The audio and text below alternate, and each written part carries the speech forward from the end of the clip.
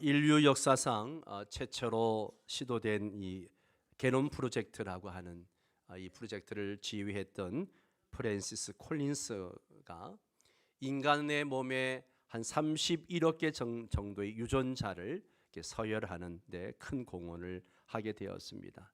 이 게놈 프로젝트 완성으로 인해서 동물과 식물의 염기 서열을 알게 되어지고 유전을 알게 되어졌습니다. 이것이 의료와 또 과학, 또 인간의 질병과 유전병을 이렇게 치료하는데 큰 공을 하게 되었습니다.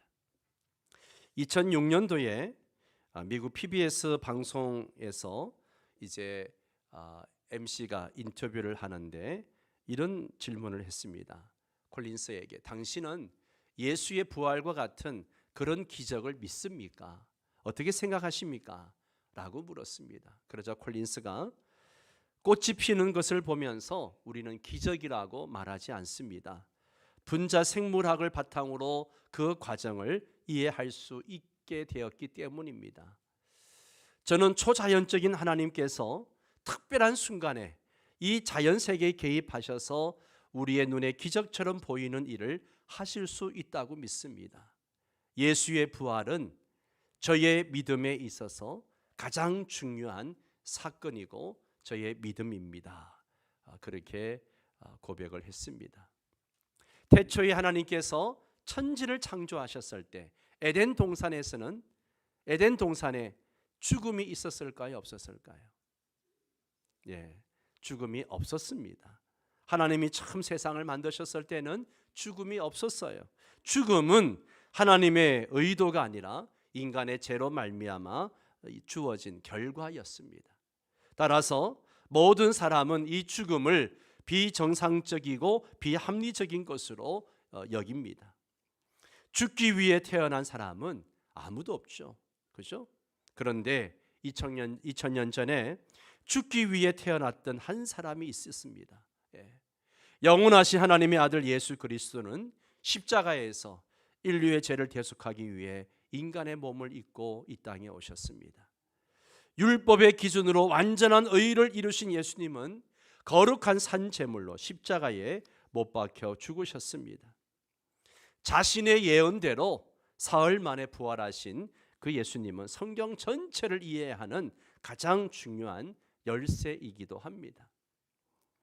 죽음과 심판의 문제를 인식한 사람만이 이 부활의 의미를 깨달을 수가 있습니다. 여러분, 부활은 부활절이나 부활주일에나 이렇게 누릴 수 있는 감격과 은혜가 되어서는 안 됩니다. 부활의 감격과 은혜는 늘 우리 가슴 속에 살아 있어야 됩니다. 지난주에 부활의 감격을 경험하라 하는 주제로 말씀을 드렸는데 여러분 한 주간 부활의 감격을 누렸습니까? 옆 사람에게 한번 물어보세요. 부활의 감격을 누리며 살았습니까? 라고 물어보세요. 일부 때랑 반응이 별 차이가 없네요. 묻지를 못하시더라고요. 여러분 가슴 속에 부활의 감격과 은혜가 넘치시기를 바랍니다. 하나님의 은혜 속에 사는 사람을 우리는 성도라고 이야기합니다. 아멘입니까? 우리는 세상의 힘으로 사는 것이 아니라 하나님의 은혜로 사는 사람들입니다. 우리가 이 땅에 누리며 사는 것 중에 하나님의 은혜가 아닌 것이 뭐가 있습니까? 우리가 먹고 입고 마시고 누리고 있는 모든 것이 하나님의 은혜입니다. 하나님의 은혜 속에 살면서 우리는 하나님의 은혜를 당연한 것으로 여겨서는 안 됩니다. 항상 하나님이 베풀어 주신 하나님의 은혜, 하나님의 축복을 기억하고 감사하며 살아야 합니다. 오늘 우리가 읽은 본문은 하나님의 은혜를 기억하고 사는 한 사람의 모습을 보여주는 거죠. 바로 여호수아입니다. 우리가 여호수아서 말씀을 계속 나누고 있습니다만은 여호수아서 말씀을 이렇게 단락을 나눈다고 하면 1장부터 11장까지 가나안 정복 전쟁에 관한 이야기이고요. 12장부터 마지막 장까지는 가나안 정복 전쟁에서 얻은 땅을 분배하는 과정을 이야기하고 있습니다. 11장까지 가나안 정복 전쟁이 완성되어졌습니다. 일단락되어졌어요.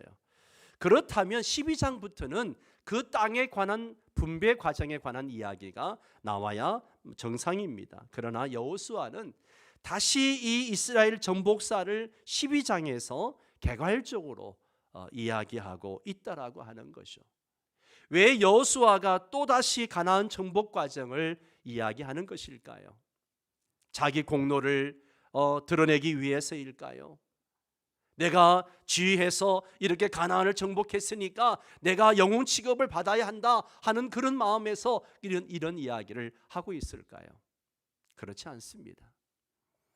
그것은 이스라엘이 대적을 무찌르고 그들의 성읍과 영토를 차지하게 된 것이 전적으로 하나님의 도우심이었고 하나님의 은혜였음을 강조하기 위해서입니다. 여러분, 여호수아의 신앙의 위대함이 어디 있습니까? 그는 실패도 많이 경험했지만 모든 일에 하나님을 신뢰하면서 살아가는 믿음의 자세를 가지고 있었다는 것이죠. 그가 가나안의 모든 땅을 정복했다면 그 업적을 자랑하고 백성들의 칭송을 받을 수도 있습니다. 많은 사람들은 이러한 위치에 있게 되면 자신의 업적을 자랑하고 기념비를 세우고 백성들의 영웅 칭송을 받고 싶어하는 것이 당연합니다. 이스라엘의 초대왕 사울이 그랬습니다. 그래서 버림받았잖아요. 그러나 여호수아는 그 모든 것을 다시 되돌아보면서 하나님의 은혜를 하나하나 헤아려 보는 겁니다. 이 12장을 읽으면서 은혜가 되었던 게 뭔가 하면 한 나라 한 나라 왕을 이야기할 때마다 여호수아의 마음이 어땠을까 하는 것을 생각해 보는 것이죠. 오늘 우리가 읽지는 않았습니다마는 1절에서 6절까지 내용을 살펴보면 일찍이 모세 지도하에 이스라엘이 정복한 요단 동편에 관한 이야기가 나오죠. 모세는 요단 동편에 있는 헤스본 왕 시온과 바산 왕 옥을 정복했다라고 이야기합니다. 그리고 그 영토를 루벤과 갓 지파와 므낫세 반쪽 지파에게 나누어 주었습니다. 자, 그렇다면 모세는 왜 이 요단 동편, 가나안 땅도 아닌 이 요단 동편 땅을 정복했을까요? 그 이유는 이스라엘이 이 땅을 통과해서 가나안 땅으로 가야 하는데 시온과 옥의 왕들이 저지하면서 싸움을 걸어왔기 때문입니다. 민수기 21장으로 잠시 넘어가 보겠습니다. 21장 21절 22절 말씀을 봅니다. 같이 읽습니다. 이스라엘이 아모리 왕 시온에게 사신을 보내어 이르되 우리에게 당신의 땅을 지나가게 하소서. 우리가 밭에든지 포도원든지 들어가지 아니하며 우물물도 마시지 아니하고 당신의 지경에서 다 나가기까지 왕의 큰 길로만 지나가리이다 하나. 아멘. 모세는 사신을 보내 가지고 정중하게 우리가 그 땅을 통과할 수 있도록 허락해 주십시오. 우리는 절대 논밭에 들어가지 않고 또 우물물도 마시지 않겠습니다. 만약에 마시면 우리가 돈을 지불하고 마시겠습니다. 그러니 왕의 길로만, 큰 길로만 우리가 지나갈 테니까 통과하게 해 주십시오. 그렇게 정중하게 요청을 했습니다. 그러나 시온은 그것을 거절하고 오히려 군사를 거느리고 싸움을 걸어왔어요. 23절 24절도 보세요. 함께 읽습니다.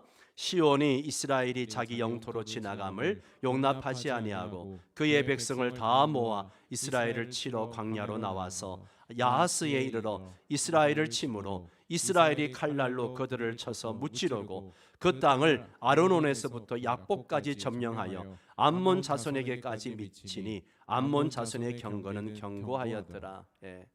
모세는 부득불 싸울 수밖에 없었어요. 그래서 그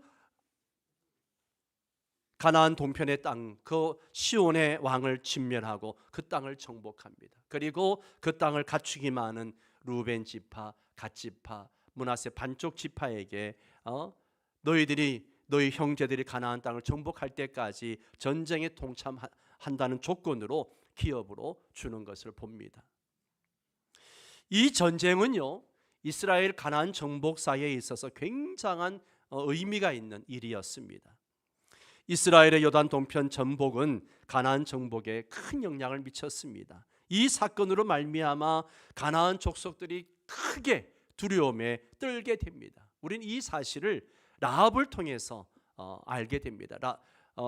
여호수아가 가나안을 여리고를 정복하기 위해서 2명의 정탐꾼을 보냈을 때에 라합이 정탐꾼들에게 하는 이야기입니다. 여호수아 2장 10절과 11절에 보시면 이는 너희가 애굽에서 나올 때에 여호와께서 너희 앞에서 홍해 물을 마르게 하신 일과 너희가 요단 저쪽에 있는 아무리 사람의 두 왕 시온과 옥에게 행한 일 곧 그들을 전멸시킨 일을 우리가 들었음이니라. 같이 읽습니다. 우리가 듣자 곧 마음이 녹았고 너희로 말미암아 사람이 정신을 잃었나니 너희의 하나님 여호와는 위로는 하늘에서도 아래로는 땅에서도 하나님이시니라. 아멘. 아멘. 가나안 사람들은 이미 이스라엘 백성들의 소식을 듣고 있었습니다. 그 당시 세계를 지배하고 있던 애굽이라는 나라를 무너뜨리고 출애굽한 이스라엘 민족, 그저 작은 민족에 불과한 것으로만 알았는데 그들의 힘은 날로 커져만 갔습니다. 애굽을 탈출하더니만 생전 듣도 보도 못한 바다를 가르고 육지처럼 건넜다라고 이야기합니다. 그리고 가나안의 길목을 지키고 있던 막강한 아모리 사람의 두 왕 시온과 옥을 가볍게 무찌르고 요단강을 또한 마른 땅처럼 건넜다라고 이야기합니다. 이스라엘 백성들 앞에는 거칠 것이 없습니다. 여리고 사람들, 가나안 사람들이 이 이야기를 들을 때마다 그들이 마음이 녹았다, 정신을 잃었다, 그렇게 표현하고 있습니다. 사기가 완전히 저하되어진 거죠. 그렇다면 이스라엘이 그렇게 승승장구할 수 있었던 이유가 어디에 있을까요? 그들이 뛰어난 민족이기 때문입니까? 다른 민족보다 큰 군사력을 가졌기 때문입니까? 아닙니다. 하나님의 은혜입니다. 일방적인 하나님의 은혜였습니다. 하나님의 은혜 말고는 달리 해석할 방법이 없습니다. 여러분, 성도들의 삶은 하나님의 은혜입니다. 오늘 우리가 이만큼 사는 것은 내가 잘나기 때문이 아니에요. 내가 직장에서 능력 있게 일을 하고 사업을 하고 능력이 있어서가 아니에요. 내 자녀가 공부를 잘해서가 아닙니다. 내가 건강하기 때문도 아니에요. 모든 것이 때마다 시마다 도우시는 하나님의 은혜가 있었기 때문입니다. 여호수아는 이 하나님의 은혜를 잊지 않았습니다. 그래서 이것을 다시 백성들에게 리마인드 해주고 싶었던 거예요. 여러분이 어떤 경우에 있더라도 하나님이 내게 베푸신 은혜를 잊지 마시기를 바랍니다. 하나님의 은혜 속에 거하는 그런 성도들 되시기를 바랍니다. 우리가 성경을 읽다가 제일 지루해하고 또 스트레스 받는 부분이 있습니다. 성경을 읽다가 스트레스 받으면 안 되는데요, 실제로 스트레스를 받습니다. 어떤 부분입니까? 계속해서 사람 이름만 나올 때, 대표적인 게 뭡니까? 역대상을 보세요. 1장부터 9장까지 정말 사람 이름만 나옵니다. 참 읽을 때 얼마나 곤욕스러운지 몰라요. 그런데 여러분, 그 중에 하나가 오늘 본문입니다. 사람 이름과 지명만 나옵니다. 강해 설교할 때도 가장 어려운 것이 아무 내용도 없이 그저 지명하고 인명만 나올 때입니다. 오늘 본문도 나라와 왕들의 이름만 질비하게 나오고 있습니다. 여호수아는 이 대목에서 왜 이렇게 나라와 왕들의 이름을 기록해 놓았을까? 본문에 연이어 나오는 피전복자의 왕들의 이름과 지명을 우리는 그냥 지나치기 쉽습니다. 대수롭지 않게 여길 수 있어요. 그러나 기록된 성경 말씀은요, 어느 것 하나 무의미하거나 불필요한 것이 없어요. 모두가 우리에게 교훈이 되고 영의 양식이 되는 말씀인 줄 믿습니다. 그러므로 우리는 본문을 깊이 묵상하는 가운데 그 안에 숨겨진 뜻과 우리에게 주는 교훈을 깨달을 수 있어야 됩니다. 첫 번째 교훈은요, 하나님의 은혜를 헤아려 보라는 거예요. 하나님의 은혜를 좀 헤아려 봐라. 본문은 얼마 전까지만 해도 가나안 원주민들이 조상 대대로 뿌리 내리며 살아오던 땅인 그 가나안 땅을 이스라엘이 정복했음을 보여주는 겁니다. 따라서 이스라엘 자손은 본문을 대할 때마다 감격스럽고 자랑스러웠을 겁니다. 게다가 그들은 자신들이 가나안을 정복하게 된 것이 전적으로 하나님의 은혜임을 깨닫고 고백하며 감사하지 않을 수 없었을 것입니다. 왜냐하면 가나안은 하나님이 그 먼 조상적부터 이스라엘 자손들에게 기가 따갑도록 주시겠다라고 약속하셨던 그 약속의 땅이었기 때문입니다. 이스라엘은 하나님의 은혜로 이 약속의 땅을 차지하게 되었습니다. 그러므로 본문은 자신들을 이기게 해주신 하나님의 주권과 은혜를 기리는 이스라엘 백성들의 일종의 신앙 고백이라고 할 수 있습니다. 그렇습니다. 이 모든 것은 진정한 하나님의 은혜입니다. 하나님은 일찍이 모세를 통해서 이스라엘에게 은혜를 주신 이유에 대해서 이렇게 말씀하셨습니다. 신명기 7장 7절에서 11절까지 한 절씩 교독합니다. 여호와께서 너희를 기뻐하시고 너희를 택하심은 너희가 다른 민족보다 수요가 많기 때문이 아니니라. 너희는 오히려 모든 민족 중에 가장 적으니라. 여호와께서 다만 너희를 사랑하심으로 말미암아 또는 너희의 조상들에게 하신 맹세를 지키게 하심으로 자기의 권능의 손으로 너희를 인도하여 내시되 너희를 그종 되었던 집에서 애굽 왕 바로의 손에서 속량하셨나니 그런즉 너는 알라 오직 내 하나님 여호와는 하나님이시요 여호와는 하나님이시요 신실하신 하나님이시라. 그를 사랑하고 그의 계명을 지키는 자에게는 천대까지 그의 언약을 이행하시며 인애를 베푸시되 그를 미워하는 자에게는 당장에 보응하여 멸하시나니 여호와는 자기를 미워하는 자에게 지체하지 아니하시고 당장에 그에게 보응하시느니라. 같이 읽습니다. 그런즉 너는 오늘 내가 네게 명하는 명령과 규례와 법도를 지켜 행할지니라. 아멘. 하나님께서 이스라엘을 택하신 이유, 그들에게 은혜를 베푸신 이유는 하나님의 일방적인 사랑이에요. 그들이 큰 민족이고 하나님 앞에 뭔가 열심히 해서 택한 게 아니에요. 가장 작은 민족이라고 했습니다. 우리 하나님은 신실하신 하나님이십니다. 한번 약속하신 것은 반드시 지키시는 분이세요. 하나님은 그 사랑에 못 이겨서 이스라엘을 또 저와 여러분을 택하셨습니다. 그리고 하나님의 자녀로 삼아주셨습니다. 우리가 잘나서가 아니에요. 하나님의 은혜입니다. 우리는 이 하나님의 은혜를 헤아릴 줄 알아야 합니다. 여호수아는 하나님께서 우리에게 베푸신 그 은혜를 알게 하기 위해서 자기들이 정복한 왕들과 나라들을 열거하면서 하나님의 은혜를 헤아려 보는 것입니다. 두 번째는 하나님이 주신 복이 어떠함을 알라는 것이죠. 이스라엘 백성이 가나안을 정복하고 그것을 기업으로 누리게 된 것은 자신들이 애쓰고 힘쓴 덕분이 아니라는 겁니다. 물론 그들의 수고와 노력을 전면 부인할 수 없습니다. 그들은 우리가 생각하는 것보다 훨씬 더 많은 피와 땀과 눈물을 흘렸을 겁니다. 40년 광야 생활이 쉽지 않았을 거예요. 그러나 한마디로 말해 이스라엘 백성들은 하나님이 약속하셨고 약속하신 대로 주셨기에 가나안을 정복하고 이제 그 땅에서 정착할 수 있게 된 것입니다. 하나님이 주시지 않았다면 어떻게 이스라엘 백성들이 그 땅을 정복할 수 있었겠습니까? 바로 본문은 이스라엘 백성들이 이러한 사실을 깨닫고서 인정하는 일종의 찬미가인 것입니다. 하나님은 이스라엘이 가나안 땅에 들어가기 전부터 그들에게 복을 주셨습니다. 40년 광야 생활 가운데 하나님은 그들을 눈동자같이 지켜주셨습니다. 신명기 8장에 그 내용이 참 잘 나와 있는데요, 2절에서 4절까지 또 한 절씩 교독해 봅니다. 내 하나님 여호와께서 이 40년 동안에 내게 광야 길을 걷게 하신 것을 기억하라. 이는 너를 낮추시며 너를 시험하사 네 마음이 어떠한지 그 명령을 지키는지 지키지 않는지 알려 하심이라.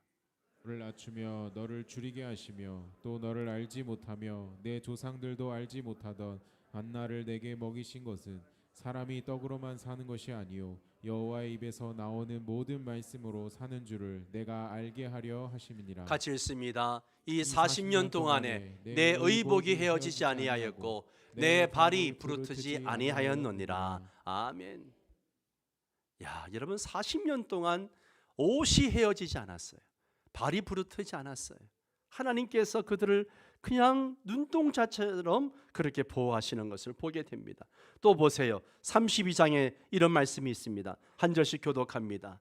여호와의 분깃은 자기 백성이라 야곱은 그가 택하신 기업이로다.